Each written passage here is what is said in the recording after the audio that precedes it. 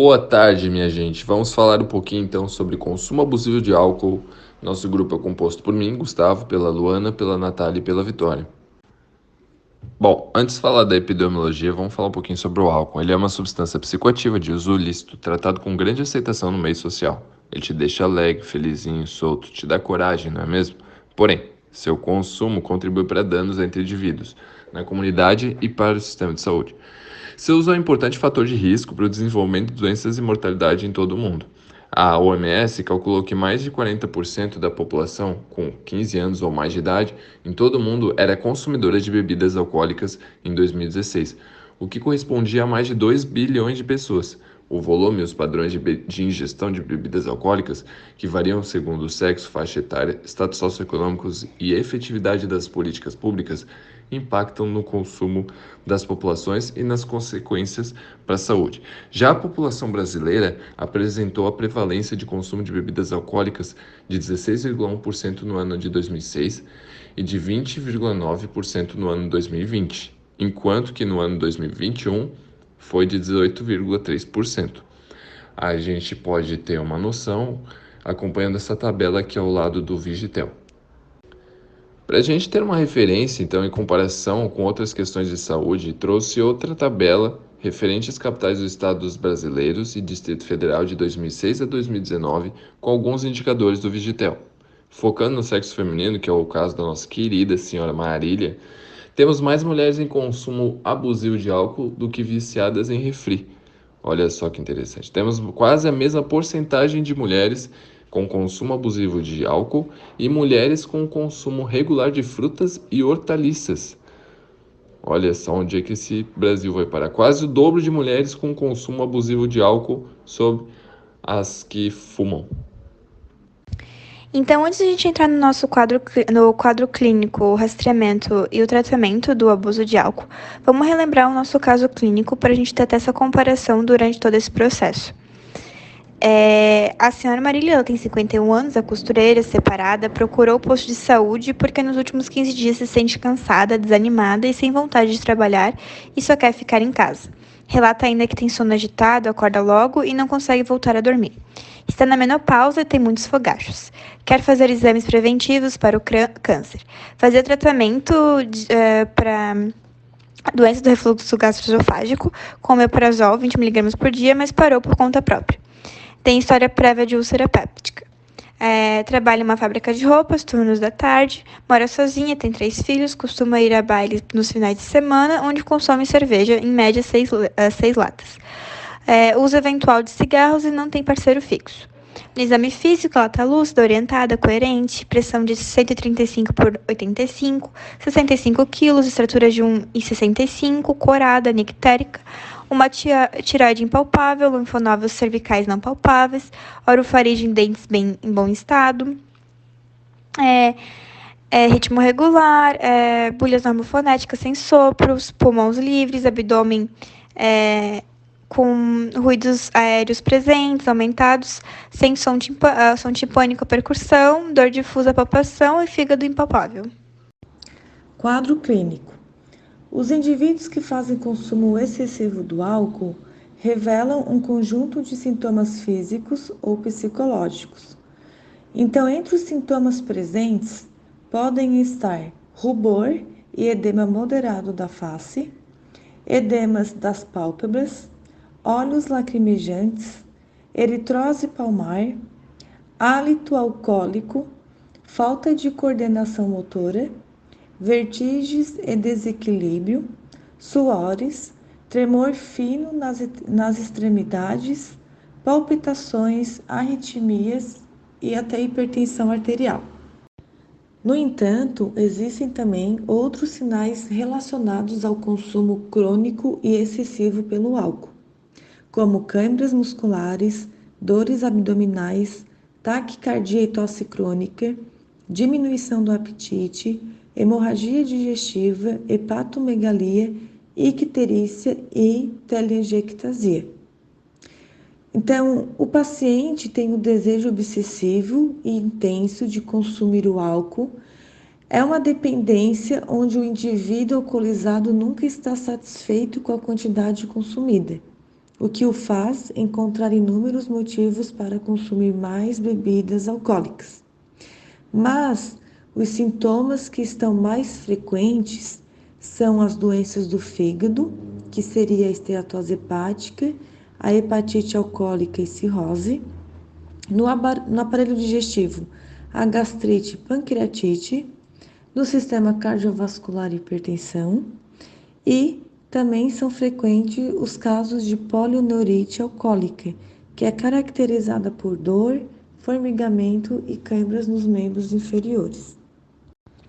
Os sintomas físicos manifestam-se como pequenos sinais de abstinência, que podem ser neuromusculares, caracterizados por tremor, câimbras ou parestesia, digestivos, caracterizados por náuseas ou vômitos, neurovegetativos, por suores, taquicardia ou hipotensão ortostáticas, e psíquicos, como ansiedade, humor depressivo, irritabilidade, insônias ou pesadelos. A identificação precoce do alcoolismo é difícil, pois os prejuízos intelectuais, psicológicos e físicos não se mostram tão evidentes nos estágios iniciais.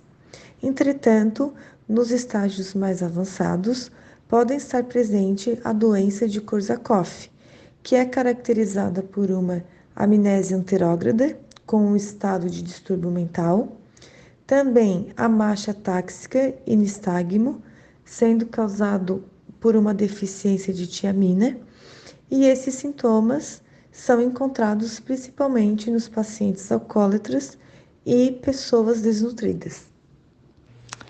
Falando um pouquinho sobre rastreamento diagnóstico agora, a gente tem que ter primeiramente uma noção de que o abuso de álcool, ele é a situação mais comum de se encontrar na atenção básica. E a abordagem do alcoolismo na atenção primária tem como objetivo a detecção precoce de alguns problemas relacionados a esse abuso. Eles podem ser de consequência psíquica, né, que é como ansiedade, depressão, violência ou até mesmo suicídio. Pode ser orgânica, como as cardiopatias, neuropatias, doenças hepáticas, neoplasias, e também socioeconômicas.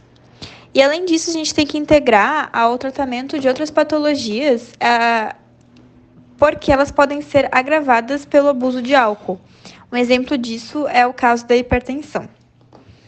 E existem alguns instrumentos diagnósticos que foram desenvolvidos, né? Que são vários questionários padronizados voltados à detecção dos transtornos decorrentes ao uso de álcool. São eles o CAGE, o MAST, o AUDIT e o TWIC. A gente vai falar mais sobre o CAGE e o AUDIT, que são os mais comuns usados, né, na atenção básica. Dentre as diversas medidas utilizadas para detecção do consumo de álcool, a gente tem que destacar o Alcohol Use Disorder Identification Test, que é o AUDIT, né? Que é um instrumento desenvolvido pela OMS, que é a Organização Mundial de Saúde, no fim da década de 1980. Foi desenvolvido a partir de um projeto que envolveu alguns países, sendo eles a Austrália, a Bulgária, o Quênia, o México, a Noruega e os Estados Unidos. Esse teste ele é composto de 10 perguntas que investigam o padrão do uso de álcool nos últimos 12 meses, né? E cada resposta vai gerar uma pontuação, que vai identificar se tem presença e intensidade dos problemas relacionados ao álcool, né?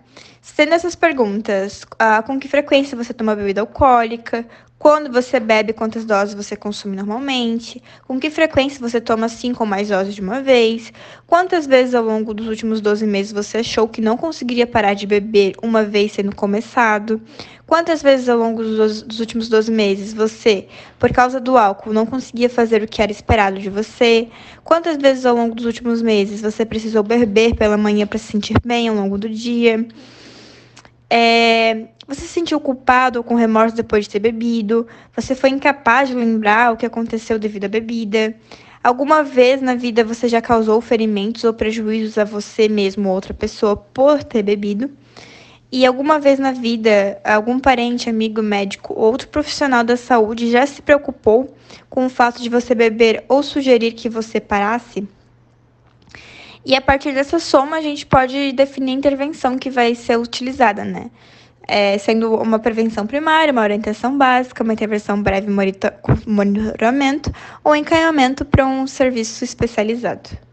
Por fim, mas não menos importante, já falar um pouquinho sobre o questionário do CAGE, que é utilizado como um ponto de corte de duas respostas afirmativas, que vão sugerir, então, um esquema positivo para abuso ou dependência de álcool. Ele é utilizado muito em pronto-socorro, por exemplo, porque é um questionário mais curto e mais rápido do que os outros. E segundo a literatura, a suscetibilidade de 43% a 100% e a especificidade de 68% a 96%, dependendo do tipo de amostra que é estudada. As perguntas que vão ser abordadas são: alguma vez o senhor ou a senhora sentiu que deveria diminuir a quantidade de bebida ou parar de beber? As pessoas o aborrecem porque criticam ou censuram o seu modo de beber? O senhor ou a senhora se sente culpado pela maneira como costuma beber? O senhor ou a senhora costuma beber pela manhã para diminuir o nervosismo ou a ressaca?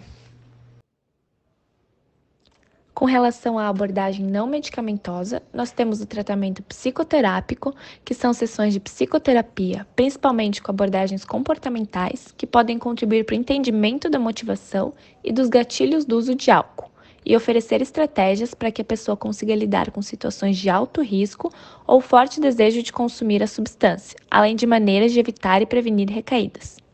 Os grupos de ajuda mútua, que são um importante recurso de apoio, sobretudo mais relevante para indivíduos que têm algum tipo de crença espiritual e aqueles que não podem arcar com custos de um tratamento médico.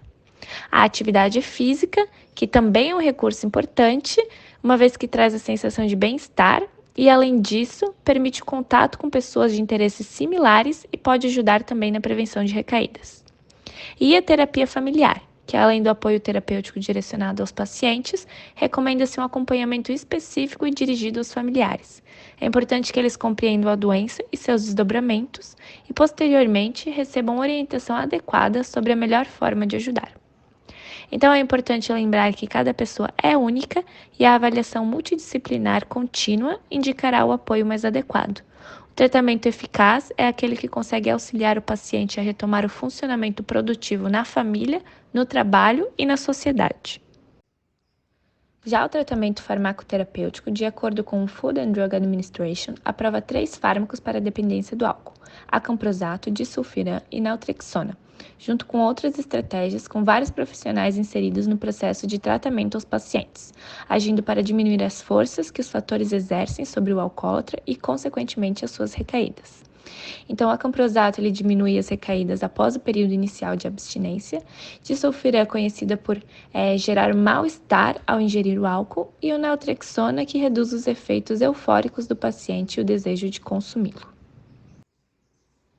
Então, aqui nesse slide, rapidamente, só para contextualizar a abordagem necessária a se fazer no caso da Marília, nós podemos realizar o teste de identificação de desordens devido ao uso de álcool, sendo que a Marília pontuou 2 pontos na questão 1 e 2 pontos na questão 2, totalizando 4 pontos.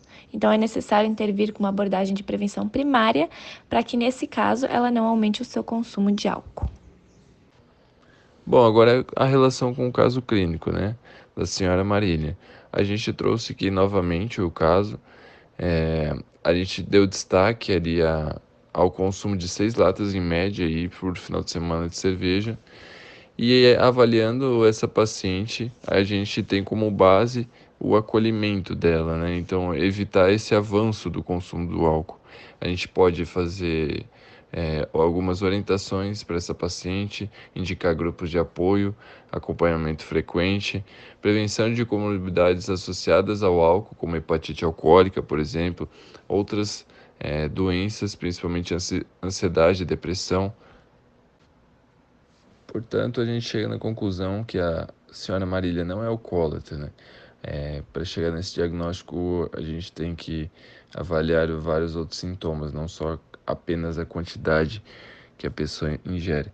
Então, a OMS tem uma fórmula, inclusive, de indicação no máximo de ingestão de bebida alcoólica para evitar-se problemas de saúde.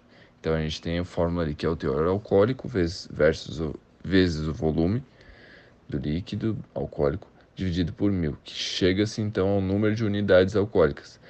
A OMS indica 12 unidades alcoólicas por semana.